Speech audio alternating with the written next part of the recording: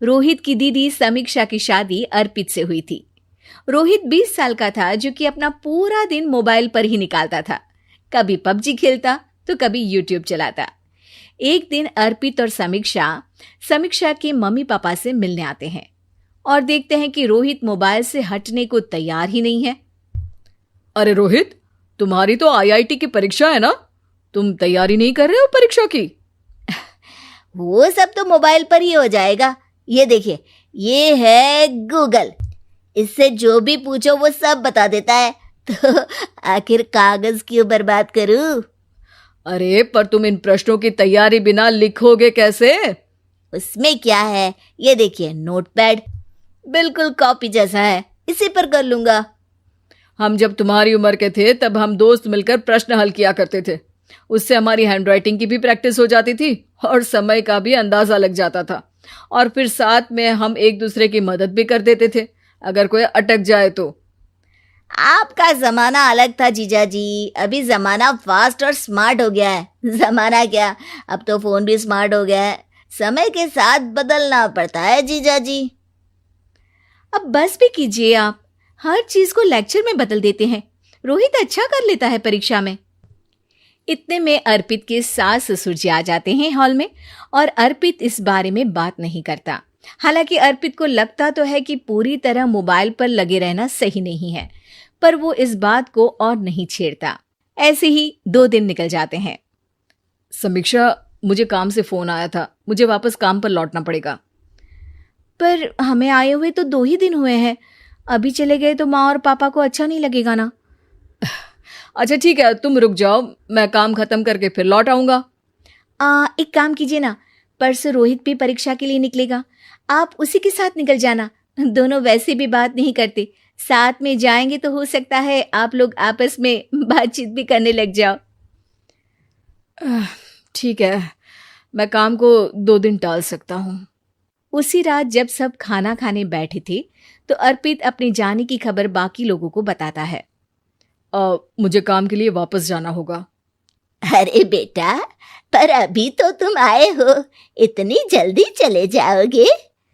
नहीं माँ जी, समीक्षा यहीं रहेगी और मैं जल्दी काम खत्म करके वापस आ जाऊंगा। ठीक है, काम भी जरूरी है। वैसे कब निकलोगे बेटा? 2 दिन में। मैंने सुना है कि उस दिन रोहित को भी परीक्षा के लिए जाना है, तो कल मैं दोनों की टिकट करा लेता हूँ बुक। मेरी टिकट रहने दीजिए जीजा जी, मैं तो फोन से ही करवा लूंगा। हाँ, पर कोई दिक्कत हो गई तो? अरे कोई दिक्कत नहीं होती जीजा जी, फोन सब कर सकता है। हमारे फोन के रिचार्ज से लेकर टीवी का रिचार्ज सब रोहित यही फोन से बैठे बैठे कर देता है। अब ये नई चीज तो हमारे समझ के परे है, पर अच्छा है कि रोहित जानता है। हमारी मेहनत इतनी कम हो गई भाई। हाँ, पर अगर टिकट नहीं मिली तो? अर्पित की बात पूरी होने से पहले ही बिजली चली जाती है। अरे ये क्या हो गया, आपने बिजली का बिल भर तो दिया था ना? अरे नहीं, मैं तो भूल गया था। अरे टेंशन मत लो माँ। देखा जीजा जी, आप बिजली का बिल भी भर सकते हो, समय बदल गया है। एक बार फिर अर्पित इस बात पर बहस नहीं करता। अगले दिन जाकर अपनी टिकट करवाता है और पैकिंग कर रहा होता है जब शाम को अचानक से रोहित के चिल्लाने की आवाज आती है। नहीं, प्लीज प्लीज हो जा, ऐसा मत कर यार, प्लीज हो जा। अरे क्या हो गया रोहित? दीदी, सर्वर हैंग हो गया, मेरी टिकट नहीं हो पाई दीदी। क्या मतलब टिकट नहीं हो पाई? इतने में वहां रोहित के मम्मी और पापा भी आ जाते हैं। अरे क्या हो गया? माँ, मेरा टिकट नहीं हो पाया, सर्वर डाउन हो गया। अरे पर तूने तो बोला था कि हो जाएगा।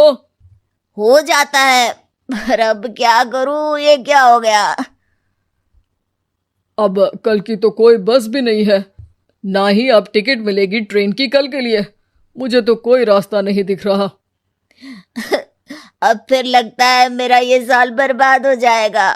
घर पर एकदम से दुख का माहौल छा जाता है और सब रोहित को डांटते हैं, पर इतने में अर्पित वहां आ जाता है।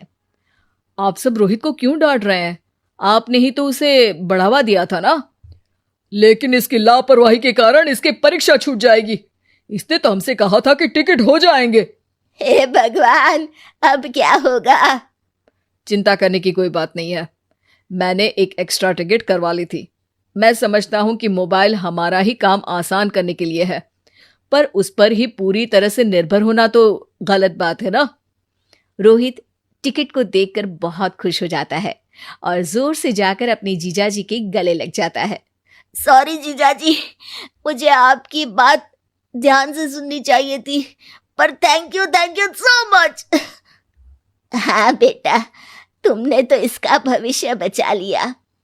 शिक्षा, दूसरों से मदद मांगना गलत नहीं, पर दूसरों पर निर्भर हो जाना गलत है।